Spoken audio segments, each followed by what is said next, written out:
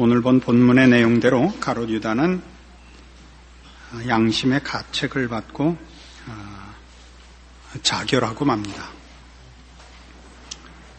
이런 유다의 자결의 모습을 기록해 놓은 이유는 예수 그리스도께서 왜 십자가를 지셔야만 하는가라는 데 대한 하나의 설명입니다. 유다는 물론 1차적으로 예수님에 대하여 실망했을 것입니다. 메시아로 기대했던 예수님이 정치적, 군사적 차원에서의 그 메시아직을 수행하시지 않고 이렇게 잡혀가시고 죽으시게 된다는 데 대하여 일종의 배신감을 느꼈을 수 있습니다. 그러나 그가 자결한 것은 그보다 훨씬 더 크게 한 인간으로서 자신의 행위가 양심적으로 부끄러웠을 것이고 그 자신에 대하여 절망했을 것입니다. 이런 모습들은 우리가 베드로에게서도 이미 봤습니다. 베드로는 주를 끝까지 믿고 따르는 충성된 제자로서 그가 약속했던 것을 다 부인하는 자리에 갔고 통곡함으로 자신의 절망을 잘 표현해냈습니다. 다음 주에 살펴보겠습니다만 빌라도도 예수의 무죄함을 알고 그를 살려내려고 애를 씁니다마는 결국은 대세에 밀려서 타협하고 맙니다. 말하자면 이런 예수님의 십자가의 필요성을 이렇게 베드로와 유다와 빌라도의 모습 속에서도 발견합니다. 무엇을 발견하느냐? 저들이 자신들의 양심에 따른 결정이나 그 요구를 이루어낼 수 없는 절망 상태에 있다는 것을 보여주고 있고, 바로 예수 그리스도의 십자가가 이런 문제를 해결하는 구원의 큰 열쇠인 것을 우리로 알게 합니다. 로마서 7장으로 가보십시다. 로마서 7장 14절에 가시면 신약성경 248페이지입니다. 이런 절망에 빠진 인간의 모습을 가장 잘 묘사한 성경 말씀을 대하게 됩니다. 로마서 7장 14절입니다. 우리가 율법은 신령한 줄 알거니와 나는 육신에 속하여 죄 아래 팔렸도다. 나의 행하는 것을 내가 알지 못하노니 곧 원하는 이것은 행하지 아니하고 도리어 미워하는 그것을 함이라. 만일 내가 원치 아니하는 그것을 하면 내가 이로 율법에 선한 것을 시인하노니 이제는 이것을 행하는 자가 내가 아니요 내 속에 거하는 죄니라. 내 속 곧 내 육신에 선한 것이 거하지 아니하는 줄을 아노니 원함은 내게 있으나 선을 행하는 것은 없노라. 내가 원하는 바 선은 하지 아니하고 도리어 원치 아니하는 바 악은 행하는도다. 만일 내가 원치 아니하는 그것을 하면 이를 행하는 자가 내가 아니요 내 속에 거하는 죄니라. 그러므로 내가 한 법을 깨달았노니 곧 선을 행하기 원하는 나에게 악이 함께 있는 것이로다. 내 속사람으로는 하나님의 법을 즐거워하되 내 지체 속에서 한 다른 법이 내 마음의 법과 싸워 내 지체 속에 있는 죄의 법 아래로 나를 사로잡아 오는 것을 보는도다. 오라 나는 곤고한 사람이로다. 이 사망의 몸에서 누가 나를 건져내랴. 이 유명한 묘사, 오라 나는 곤고한 사람이로다. 이 사망의 몸에서 누가 나를 건져내랴 라는 이 절망의 외침은 누구의 외침이냐 하는 것이 이 신학 학자들 사이에는 중요한 논쟁거리 중에 하나입니다. 어떤 이들은 이 갈등과 이 절망이 구원받은 성도의 그 비명이라 이렇게 이해하는 이도 있고, 그럴 리가 없다. 이것은 구원 얻지 못한 자연인의 비명이라 이렇게 주장하는 이들도 있습니다. 대표적으로 유명한 신학자는 존 머리라는 유명한 신학자가 이것은 구원받은 성도의 비명이라 이렇게 이해하고 있습니다. 실제로 여러분 신앙생활을 해보면 구원 얻은 이후에 더 많은 갈등이 있습니다. 사람은 죄를 몰라서 짓지 않고 알고도 짓는다는 것을 알게 됩니다. 그래서 절망에 몸부림치는 그 비명이 사실은 성도들 사이에서 일어날 수 있습니다. 물론 저도 이 비명이 여러 번 있었고 또 있습니다. 여러분들 생각에는 아니 이렇게 훌륭하신 목사님께서 이런 생각을 하시겠지만 이것은 좀 더 나아가려는 신앙적인 열심과 더 높은 곳을 향하는 자에게만 찾아오는 것이지 여러분같이 대강 사는 사람에겐 별로 찾아오지 않습니다. 그러니까 많은 성도들은 이 갈등과 이 절망에 대해서 사실 놀랍니다. 어떤 이들은 그것이 그냥 구원을 못 받아서 생기는 것인가 라고까지 의심을 하며, 어떤 이들은 그냥 대강 예수 믿는다는 거 하나만 붙잡고 천국은 간다, 이것 외엔 생각하지 않기로 타협하고 외면하고 살기 일쑤입니다. 이런 문제에 있어서는 우리 사실 좀 더 분명할 필요가 있습니다. 지금 한국 교회는 기독교를 너무 쉽게 설명하고 있습니다. 너무 대중화되어서 쉬운 구원, 또 너무 값싼 보상을 얘기하고 있는데 실제로 신앙생활은 그렇게 순탄하지가 않습니다. 예수를 믿은 다음이 훨씬 더 많은 유혹과 시험과 갈등이 있습니다. 예수 믿음은 속이 시원하고 만사형통하지 않습니다. 그렇게 얘기하는 사람들은 다 기독교의 진리들을 다 추적하지 않고 다 설명하지 않고 있는 것입니다. 반대 의견, 즉 이것은 구원받은 자의 갈등이 아니고 자연인의 갈등이라고 생각하는 사람은 대표적으로 로이드 존스 목사님 같은 분입니다.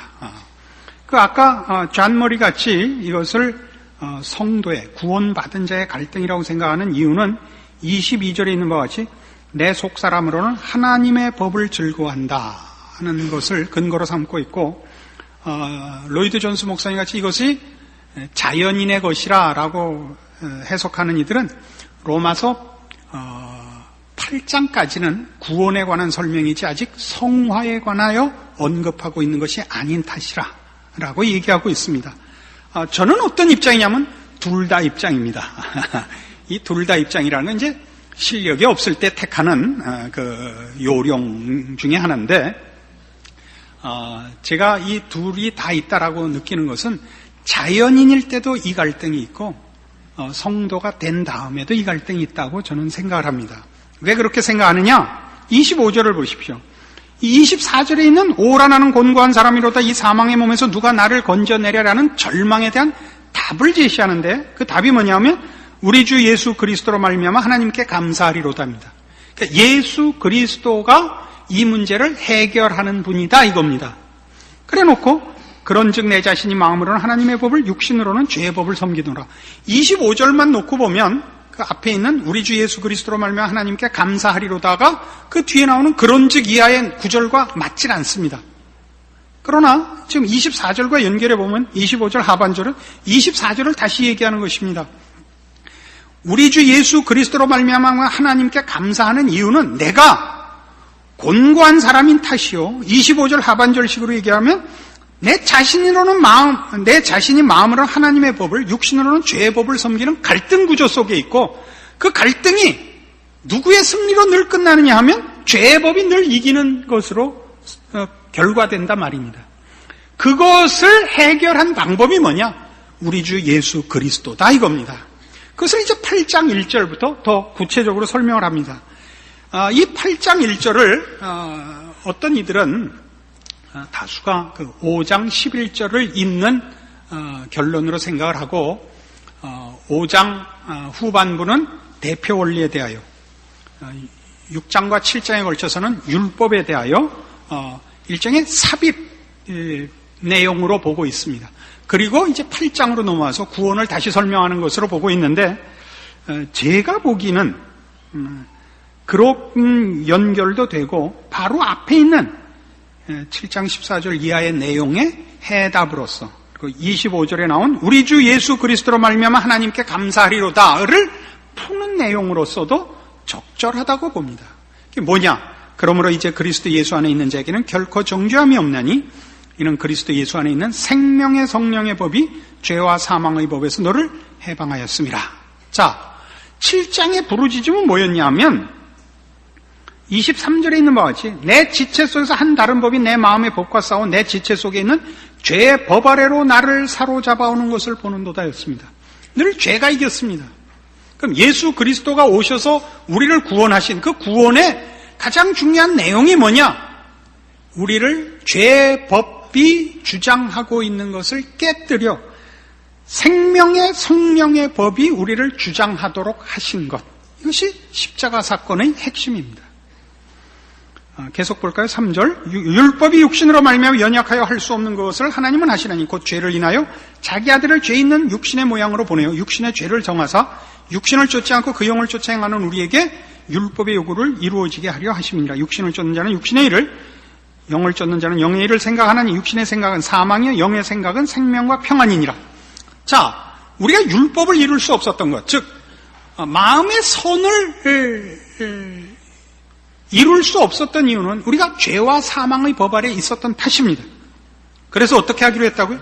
예수 그리스도를 보내어 우리로 하여금 이제 생명의 성령의 법으로 주장함을 받는 그런 자리로 우리를 불렀다고 합니다. 이 생명의 성령의 법이 뭐냐? 7절.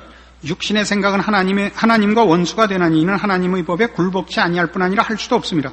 육신에 있는 자들은 하나님을 기쁘시게 할 수 없느니라. 여기까지는 7장의 절망의 그 내용과 같습니다. 그런데 9절부터 달라집니다. 만일 너희 속에 하나님의 영이 거하시면 너희가 육신에 있지 아니하고 영에 있나니 누구든지 그리스도의 영이 없으면 그리스도의 사람이 아니라. 또 그리스도께서 너희 안에 계시면 몸은 죄로 인하여 죽은 것이나 영은 의를 인하여 산 것이니라. 예수를 죽은 자 가운데서 살리신 이의 영이 너희 안에 거하시면 그리스도 예수를 죽은 자 가운데서 살리시니가 너희 안에 거하시는 그의 영으로 말미암아 너희 죽을 몸도 살리시리라. 자, 구원에는 이런 내용이 있습니다. 생명의 성령의 법이 우리를 주장하도록 하나님이 그리스도 예수 안에서 우리를 고쳐놓으셨습니다. 그 생명의 성령의 법은 우리의 생각이나 우리의 의욕이 아닙니다. 그것이 우리의 새로운 본성이 된다면 구원을 얻은 자들이 7장 14절 이하에 있는 이 오라 나는 곤고한 사람이로다라는 절망에 부닥친 비명이 나올 리가 없습니다. 예수 그리스도 안에서 우리에게 허락된 생명의 성령의 법은 뭐냐? 성령 자신입니다. 이제 우리는 우리 자신이 우리 혼자가 아니며 성령께서 함께 하시는 이중적 존재입니다. 나는 나며 동시에 성령께서 주장하시는 나입니다.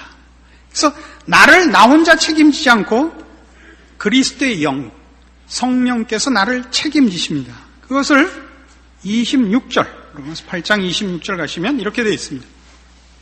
이와 같이 성령도 우리 연약함을 도우시나니 우리가 마땅히 빌 바를 알지 못하나 오직 성령이 말할 수 없는 탄식으로 우리를 위하여 친히 간구하시느니라. 마음을 감찰하시는 이가 성령의 생각을 하시나니 이는 성령이 하나님의 뜻대로 성도를 위하여 간구하심이니라.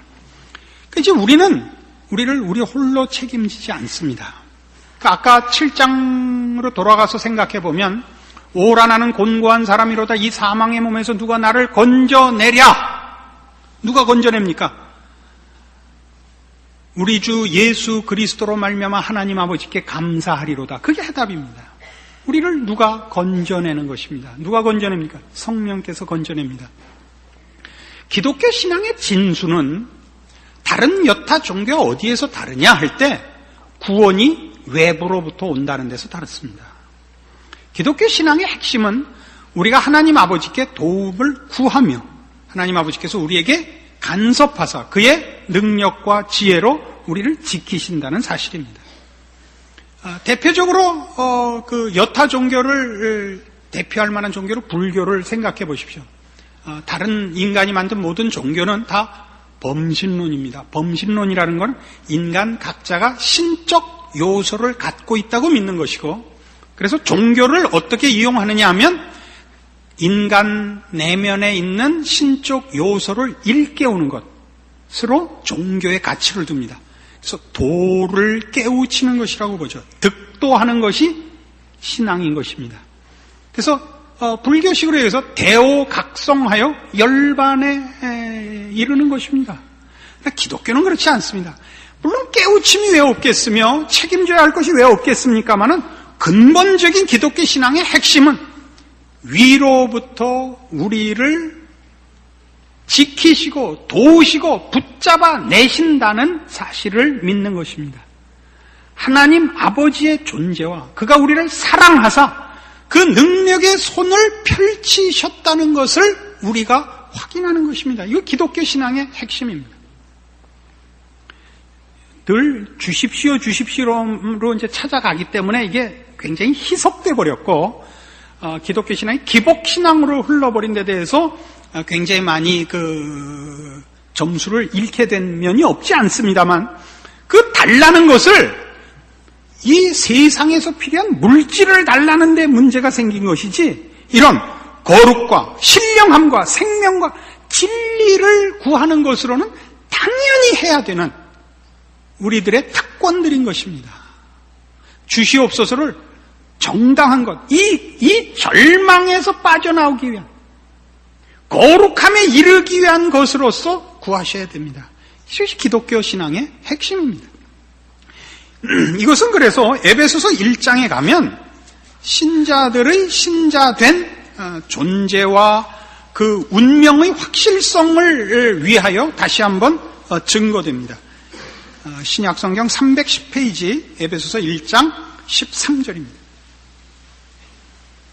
그 안에서 너희도 진리의 말씀 곧 너희의 구원의 복음을 듣고 그 안에서 또한 믿어 약속의 성령으로 인치심을 받았으니 이는 우리의 기업의 보증이 되사 그 얻으신 것을 구속하시고 그의 영광을 찬미하게 하려 하심이라. 우린 성령을 언급하면 늘 성령께서 오시사 확인시켜 주시는 어떤 감격, 충만, 분발, 조명, 이쪽으로만 성령님을 이해하는 쪽이 다반사인데, 실제로 여기 성령께서 하시는 일은 많습니다. 그 중에 가장 기본적이고 우선적인 게 뭐냐? 그는 약속의 성령입니다. 그는 우리 기업, 즉 우리 운명의 보증입니다. 예수 그리스도께서 십자가를 지심으로써 우리에게 허락한 것이 뭐냐? 성령께서 우리에게 오신 것입니다. 우리에게 오사, 아까도 얘기한 것 같이 우리는 우리 홀로 우리를 책임지지 않고 우리 안에 계신 성령께서 생명의 성령의 법으로 우리를 주장하시며, 우리가 마땅히 빌바를 알지 못할 때도 성령께서 성부 하나님의 뜻을 따라 우리를 위해 기도하시며 우리를 지키시며 인도하시며 보호하십니다. 그가 오신 것 자체로 하나님께서 우리에게 약속하신 것을 이루시겠다는 하나의 의지의 표현이요, 보증, 그 약속의 확실한 증거물인 것입니다. 이것이 성령께서 우리 안에 계심으로 우리에게 그 구원의 시작과 그 결과를 이루실, 눈에 보이는, 우리 모두가 확인하는 십자가 구원의 결과인 것입니다. 다시 로마서 8장으로 돌아가셔서, 그래서 이 얘기를 어디로 끌고 가느냐 하면, 성령께서 우리 안에 계신다. 그가 생명의 성령의 법으로 우리를 다스릴 것이라. 절망이 절망으로 끝나지 않고 그 갈등과 그 절망에서 이제 반전이 있다. 이 승리가 있다. 이 얘기입니다. 그거를 28절 보세요. 우리가 알거니와 하나님을 사랑하는 자 곧 그 뜻대로 부르심을 입은 자들에게는 모든 것이 합력하여 선을 이루느니라. 하나님 미리 하신 자들로 또한 그 아들의 형상을 본받게 하기 위해 미리 정하셨으니 이는 그로 많은 형제 중에서 맏아들이 되게 하려 하심이니라. 또 미리 정하신 그들을 또한 부르시고 부르신 그들을 또한 의롭다 하시고 의롭다 하신 그들을 또한 영화롭게 하셨느니라. 그러므로 28절에 있는 모든 것이 합력하여 선을 이룬다는 얘기는 우리의 실패나 우리의 절망이나 우리의 무력함에도 불구하고 승리할 수밖에 없으며, 우리가 당하는 절망이나 실패나 못남 경험이 있고 현실이 있다 할지라도 그것들이 다 약이 되고 교훈이 되고 결국 선을 이루는 것으로 쓰여질 뿐 우리를 몰락해 하거나 참패케 하거나 영원히 실패케 하는 일은 있을 수 없다를 선언하는 것입니다. 그래서 제가 흥분해서 막 다 읽어버렸는데 28절에서 29절 30절이 뭔가 보세요. 예정론을 얘기하죠. 예정론이라는 건 뭐예요? 하나님이 우리를 미리 정하셨고 미리 정하신 자들을 부르셨고 부르신 그들을 의롭다 하셨고 그리고 영화롭게 하셨다는 겁니다. 이 영화롭게 하셨다가 완료형입니다. 그 앞에 미리 아셨다, 미리 정하셨다, 미리 불렀다, 의롭게 하셨다. 이건 완료형이라도 우리가 이해가 갑니다만 영화롭게 하셨다가 완료형이라는 건 이해가 안 가지 않습니까? 아직 안 됐는데. 근데 왜 완료형이냐? 하나님이 의도하셨기 때문에 그렇게 될 수밖에 없어서 완료형을 쓰는 겁니다. 이걸 예언적 완료라 그럽니다. 아직 시간적으로 안 이루어졌지만 하나님이 그렇게 하기로 작정하셨기 때문에, 예정론이란 하나님이 무슨 일에 대하여 또는 우리에 대하여 계획을 하시고 계시고 그 계획에 의지를 발동하신다라는 뜻을 예정론이라 그러는 것이지, 우리 앞에 이렇게 다 각본을 짜놨다가 예정론이 아닙니다. 31절 이하가 뭐가 나오나 보십시오. 그래서 그런즉 이 일에 대하여 우리가 무슨 말하리요? 만일 하나님이 우리를 위하시면 누가 우리를 대적하리요? 자기 아들을 아끼지 아니하시고 우리 모든 사람을 위하여 내어주시니가 어찌 그 아들과 함께 모든 것을 우리에게 은사로 주지 아니하시겠느냐? 누가 능히 하나님의 택하신 자들을 송사하리요? 의롭다 하신 이는 하나님이시지 않는가? 이게 다 뭐예요? 우리를 무너뜨리려면 하나님의 의지를 꺾어야 된다 이거예요. 하나님의 의지를 꺾어야 된다. 하나님이 이렇게 하기로 작정한 이상 이걸 방해할 방법이 없지 않느냐? 우리에게 일어난 구원이 뭔가를 봐라. 그러니까 여기서 제일 큰 문제는 이게 오라 나는 곤고한 사람이로다 라는 절망에 대해서도 얘기해. 너 자신도 너 스스로를 포기할 수 없느니라. 왜? 하나님이 너에 대하여 이 구원과 영광의 결과를 의도하고 계시기 때문에, 그것을 실패케 하려면 너 자신을 포기하는 것이 아니라 너 자신이 하나님의 의지를 꺾어야만 하느니라. 이게 로마서 8장입니다. 그래서 뒤에 뭐라고 가나 보세요. 36절, 35절. 누가 우리를 그리스도의 사랑에서 끊으리요? 환난이나 곤고나 핍박이나 기근이나 적신이나 위험이나 칼이랴. 또 38절. 내가 확신하노니 사망이나 생명이나 천사들이나 권세자들이나 현재일이나 장래일이나 능력이나 높음이나 깊음이나 다른 아무 피조물이라도 우리를 우리 주 그리스도 예수 안에 있는 하나님의 사랑에서 끊을 수 없으리라. 이런 선언이 나오는 이유를 아셔야 됩니다. 그 가장 중요한 적은 뭐죠? 우리 자신입니다. 여러분 신앙생활을 해보십시오. 자신이 가장 큰 적입니다. 우리는 무력합니다. 우리는 완악합니다. 그러나 우리가 이것으로 끝나지 않는다는 걸 압니다. 내가 절망하고 내가 포기하고 내가 드디어 자폭해도 그것으로 내가 끝이 안 납니다. 어떻게 돼야만 끝이 나죠? 이겨야만 끝이 납니다. 성령께서 이기게 하실 것입니다. 그래서 이 얘기들은 예정론을 얘기하거나 이 하나님의 의지와 그 끝없는 사랑을 얘기하면 대부분의 성도들이 마음에 맨 처음 갖는 의문이, 그럼 내가 열심을 갖지 않아도 되고 내가 나에 대해서 책임을 지지 않아도 되지 않는가? 라는 생각을 우선적으로 가지는데 그건 잘못된 생각입니다. 여러분들의 운명을 바꿀 수 없다면, 여러분의 운명을 승리와 영광과 거룩으로 가져갈 수밖에 없다면, 여러분이 반대하고 여러분이 무책임하고 게으를수록 고통의 시간이 연장될 뿐입니다. 그러니까 못 믿겠으면 한번 해보십시오. 여러분은 말하자면 어떤 학교에 입학했습니다. 그 학교에서 필요한 만큼의 학력이 되어야만 졸업을 할 것입니다. 여러분이 공부를 안 하고 놀면 연수가 늘어날 뿐입니다. 그렇다고 여러분은 자퇴를 할 수도 없고 여러분의 공부를 포기하지도 할 수도 없습니다. 왜냐하면 여러분을 그 학교에 집어넣고 공부를 시작해 하시니까 여러분이 졸업할 만큼 될 때까지 놓지 않을 것이기 때문입니다. 어떻게 생각하면 무서운 거예요. 그래서 골로새서 3장에 가시면 예수 믿는 자들에게 이런 요구를 그래서 하는 겁니다. 신약성경 327페이지 골로새서 3장 12절. 이런 요구들이 무슨 요구인가를 이제 그 무게를 알아야 됩니다. 골로새서 3장 12절. 그러므로 너희는 하나님의 택하신 거룩하고 사랑하신 자처럼 긍휼과 자비와 겸손과 온유와 오래 참음을 옷 입고, 누가 네게 혐의가 있거든 서로 용납하여 피차 용서하되 주께서 너희를 용서하신 것과 같이 너희도 그리하고 이 모든 것 위에 사랑을 더하라. 이는 온전하게 매는 띠니라. 여기 나오는 12절에 있는 거룩하고 긍휼과 자비와 겸손과 온유와 오래 참음을 옷 입고는 여러분이 필수적으로 통과하셔야 될 과목들입니다. 이거 읽으면서 그냥 읽는 것만으로 여러분 너무 뿌듯해 하시면 안 됩니다. 이걸 여러분 안에 제2의 천성으로 신자된 성품으로 가지지 않으면 여러분은 될 때까지 굴러야 됩니다. 용서해야 되고 사랑을 더해야 됩니다. 15절 그리스도의 평강이 너희 마음을 주장하게 하라. 이게 무슨 말입니까? 그리스도의 평강. 여러분 욕심을 채워서 만족을 얻으려고 하지 마십시오. 그렇게는 평강이 없습니다. 그리스도의 평강이 너희 마음을 주장하게 하라. 평강을 위해 너희가 한 몸으로 부르심을 받았느니 또한 너희는 감사하는 자가 되라. 그리스도의 말씀이 너희 속에 풍성히 거하여 모든 지혜로 피차 가르치며 권면하고 시와 찬미와 신령한 노래를 부르며 마음의 감사함으로 하나님을 찬양하고 또 무엇을 하든지 말에나 일에나 다 주 예수의 이름으로 하고 주 예수의 이름으로 하라는 것은 여러분 성깔대로 하지 말라 이겁니다. 주님이라면 어떻게 했을까? 라고 하란 말이죠. 그를 힘입어 하나님 아버지께 감사하라. 그를 힘입어 하나님 아버지께 감사하라.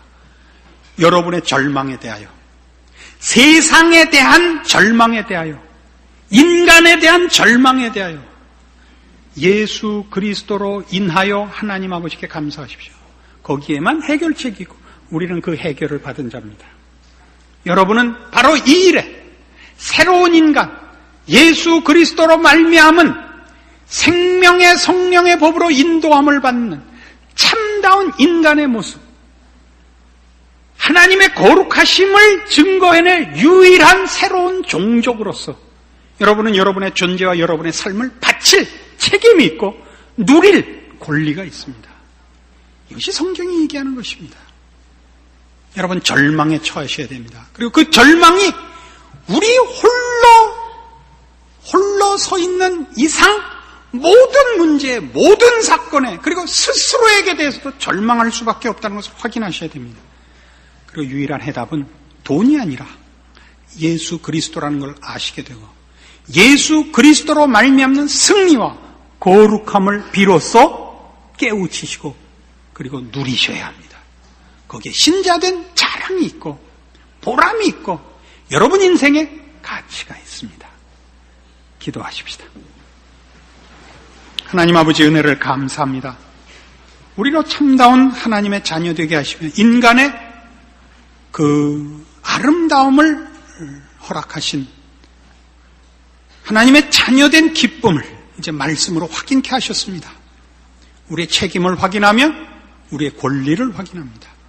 거룩하며 신령하며 참다우며 무엇보다 그리스도를 닮으며 하나님을 아버지라 부르기에 부끄럽지 않은 참다운 하나님의 형상대로 지음을 받은 인간이기로 작정합니다.